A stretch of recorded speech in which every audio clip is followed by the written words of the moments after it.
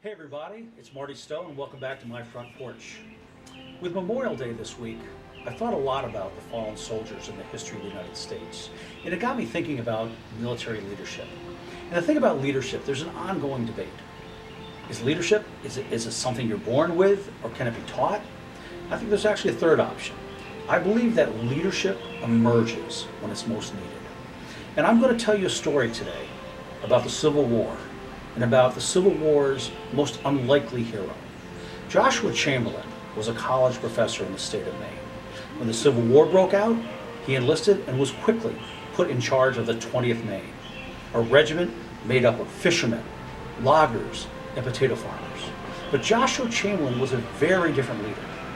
While other commanders would sit in their tents together drinking whiskey, smoking cigars, and telling bawdy jokes, Joshua Chamberlain would walk through the camp of the 20th Maine, sitting by the fires, talking with his men about long, hazy summer days in Maine.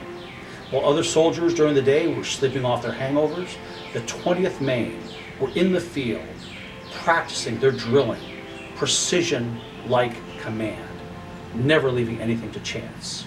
Well, this was tested on July 2nd, 1863 at the Battle of Gettysburg. The commander of the Union Army positioned the 20th Maine on the left flank at Little Round Top with strict orders. Whatever you do not lose this left flank. If you do, the Confederates will sweep around the back and kill hundreds, if not thousands of Union soldiers. The fighting ensued. Volleys of ammunition went back and forth between the 20th Maine and the Confederate soldiers that outnumbered them 4-1. Unfortunately, the 20th Maine ran out of ammunition. They looked to their leader, Lieutenant Colonel Joshua Chamberlain. He stood up, took out his sword, and said, "Affix bayonets." As you can imagine, the Confederates saw 14-inch daggers sparkling in the summer sun. His next command was charge. The men of the 20th Maine ran down Little Round Top toward the Confederate army that outnumbered them 4-1. And what do? They turned and ran.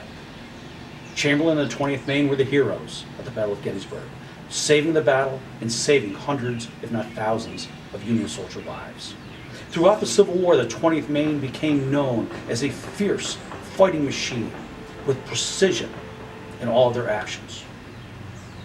As a matter of fact, when General Lee surrendered to General Grant at Appomattox, it was tradition that the fallen army would march through the regiments of the victor. Well, as the Confederates did that to lay their arms at the very end of this column of Union soldiers, General Grant wanted Lieutenant Colonel Chamberlain and the 20th Maine to be the last regiment they walked through. The Confederates, through the walk of the other regiments, were taunted and humiliated until they got to the 20th Maine. And what they found were over 1,000 soldiers at full attention, saluting their Southern brothers. This show of respect and dignity quickly passed throughout the South. As a matter of fact, President Lincoln said it was that singular act of respect and dignity that allowed him to mend our fractured country. What we learn is we learn a lot from Chamberlain about leadership, about showing respect and dignity to people that you might consider your enemy or people you just don't understand.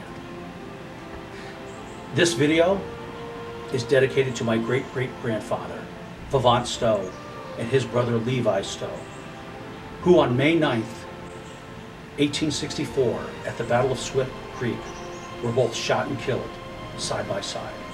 So great-great-granddad, this video goes out to you and all the fallen soldiers who have given up their lives to protect our freedoms here in the United States.